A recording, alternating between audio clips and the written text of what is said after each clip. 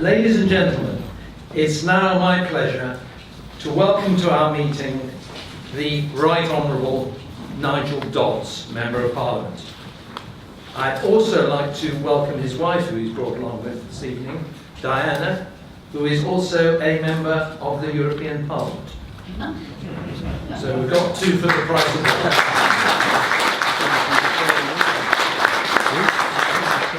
Nigel is one of the most powerful figures in the House of Commons, leading the Democratic Unionist Party, whose support enables the government to have a majority at Westminster. Nigel studied law at Cambridge University. He graduated with a first-class degree and won the Winfield Prize for Law. After graduation, he was called to the Bar of Northern Ireland and worked for 12 years at the Secretariat of the European Parliament. When he was 26, Nigel was elected to Belfast City Council and has twice served as Lord Mayor. He's also served as a member of the Northern Ireland Assembly and as Minister of Finance in the Northern Ireland Executive. In 2001, he was elected Member of Parliament for Belfast North. In 2010, he became a Privy Councillor and leader of the Democratic Unionist Party in the House of Commons. Nigel also speaks to the DUP on constitutional issues, foreign affairs and Brexit. Nigel campaigned for the United Kingdom to leave the European Union and rejects any deal with the EU that would separate Northern Ireland from the mainland UK.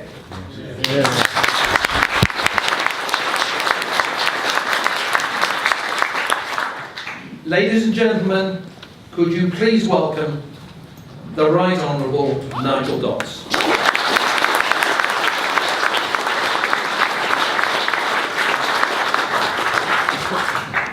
Well, thank you very much indeed, Barry, for that very kind welcome, and apologies for my late arrival. I was actually at a meeting of the Coordination Committee, which is a committee set up under the Confidence and Supply Arrangements between the Democratic Unionist Party and the Conservative Party. Although I felt when I was in that meeting, given the loyal support that the DUP has given to the government on vital votes, that there might have been more need for a coordination committee for the Conservative members alone.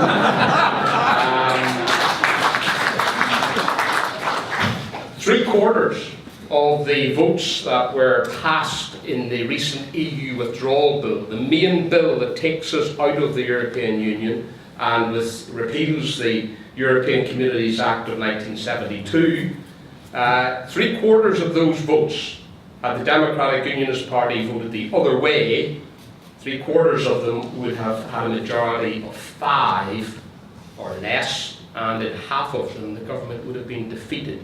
So we are very proud in the Democratic Unionist Party of our role in ensuring that we have a government that will deliver on the people's verdict in the referendum of 2016.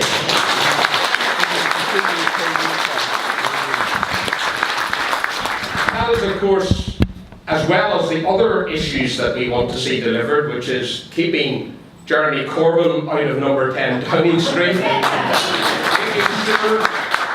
Because not only would that be dangerous for the UK in our view, but it would be very dangerous indeed for Northern Ireland, given its past history of support for terrorism, unfortunately. But it is absolutely vital for this crucial period in our nation's history that we have a government that will actually carry through on the referendum result. So in terms of the DUP, I want to speak tonight a little bit about the Northern Ireland issue and the Irish border issue, which by now has of course become one of the main issues in the entire Brexit debate.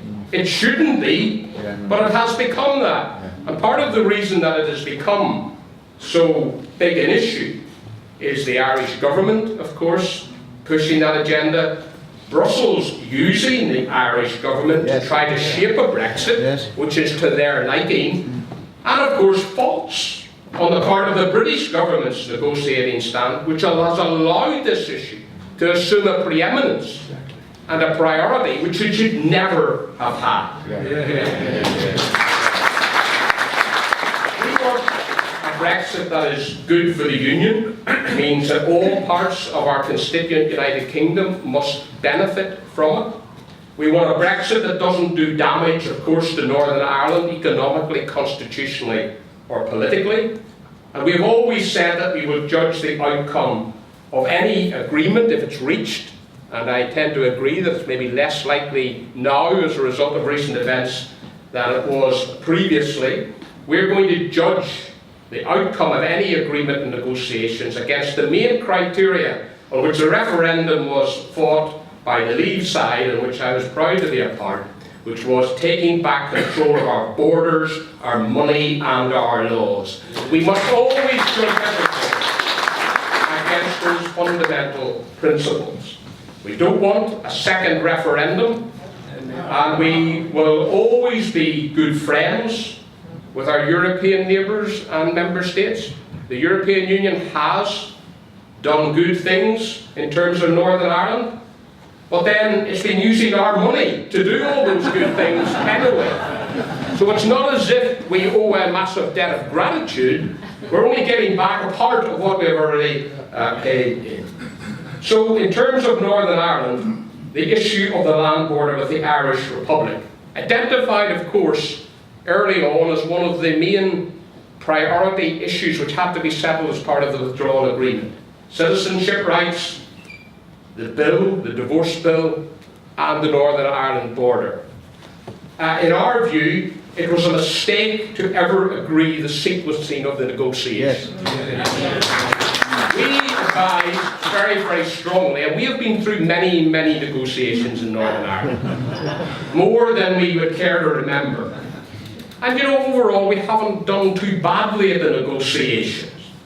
And what we suggested throughout and from the outset was, as we did in Northern Ireland, that you take a parallel approach. So whilst we're negotiating the future relationship, we should also be negotiating the divorce bill, the citizenship rights, and of course we settle the Northern Ireland border issue in the context of the overall agreement.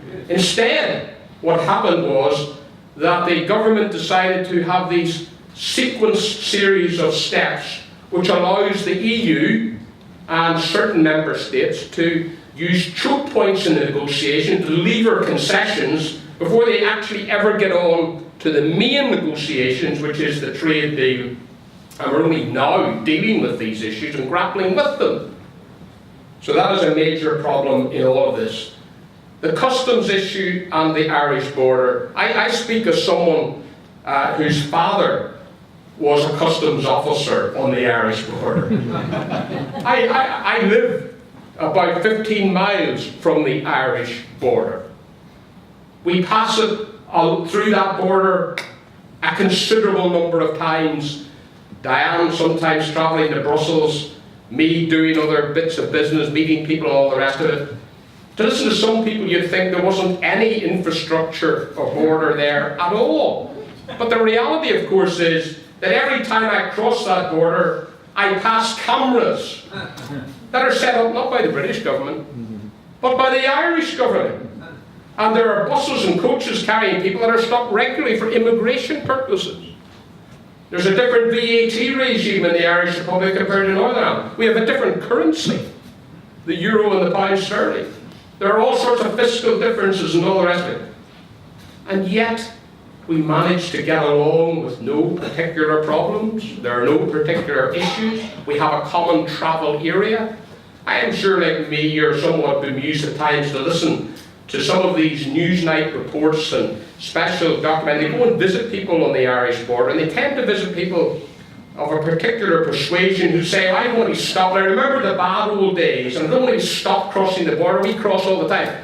Under the common travel area arrangements, which have been in existence many years before we joined the European Union, and which is not the result of being in the European Union, we have had free movement of people within the British Isles for decades. And it's already been agreed that that will continue, so nobody is going to get stopped at the border or checked at the border. That will continue. What we're talking about is goods. And on that, of course, as has already been alluded to, there are sensible, practical, technical, modern approaches to customs arrangements which can overcome any kind of unnecessary friction or stoppages at any international border. We visited recently with Lars Carlson, the man who produced the report for the European Parliament's Constitutional Affairs Committee, who was the Deputy Director of Customs in Sweden, and who produced a report which set out that this could all be done seamlessly, backing up what the head of the HMRC said in evidence to one of the House of Commons Select Committees. But because the Brussels bureaucracy, the member states, and particularly the Irish government, wish to ensure not that we have really a seamless border. That is not the main objective. The main objective is to say that it is impossible to have any kind of seamless travel or customs arrangements without the United Kingdom or Northern Ireland being inside the customs union and the single market. It's been driven by a political objective to bring about a certain type of Brexit, which won't be Brexit at all. That's what the Irish border issue is.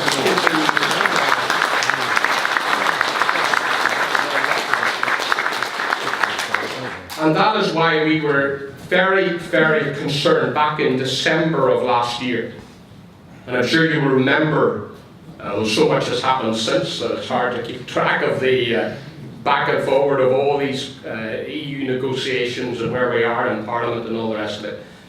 But the Prime Minister went to Brussels and was about to sign up to the December protocol on Northern Ireland, and the Democratic Unionist Party had to step in at that point and say, sorry, if you sign up to that, we won't get Brexit, and we certainly will see the United Kingdom damaged.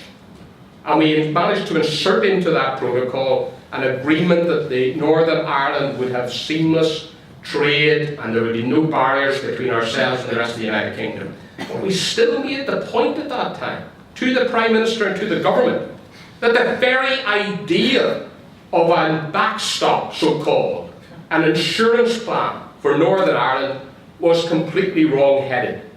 Because what you were doing is putting the cart before the horse. You were agreeing what was going to happen on the Irish border before you knew anything about the overall UK-EU relationship. And of course it allows Brussels, and it allows the Irish government in particular, to say, well, you must agree to certain things that will prevent the border, namely staying in the single market, the customs union, because we just reject technical solutions. They don't give any reasons why they reject them, just reject them. Just say it's magical thinking. They don't back it up with any evidence. And when you actually face them with it, as we did when we met Michel Barnier, he just refuses to answer. In fact, one of his traits is that when he speaks in negotiations, he's a very fluent English speaker, but when he gets a bit of hard questioning, and when he gets some answers given to him, for instance, he was talking to us about the Belfast Agreement, and one of the chaps who was sitting beside me had helped to actually author some of the amendments to the Belfast Agreement, but then he started to speak in French, so that we couldn't actually address the issue directly. But the point is that the big mistake in all of this has been to make the Irish border issue an issue that had to be solved prior to the overall agreement. Similarly, the decision to agree the withdrawal bill, the money issue, before we actually had the future relationship, was a catastrophic error. One of the things, and Diane is a member of the European Parliament, but has been a strong opponent of European federalism from the day she got elected to the European Parliament in line with our party policies, and campaigned strongly to leave, even though it's going to cost her her job, and that's one job we don't mind. I'm allowed to say that, she can. But one of the things that's and we lose sight of this in the UK because our press doesn't cover it, but one of the things that's striking when you go and speak in Europe and you listen to European parliamentarians is how frightened they are at the prospect of losing the 39–40 billion pounds worth of UK money. They are really, really worried about that, and worried about the ongoing commitment by the UK to some of these issues. And we underestimate that, and it's a card that we have thrown away in negotiations, which was needlessly thrown away at far too early a stage.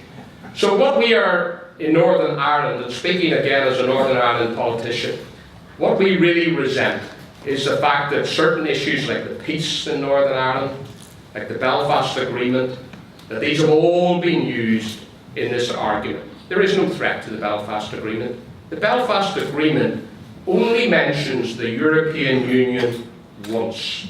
It is thousands, tens of thousands of words long. It only mentions the European Union once, and then only tangentially.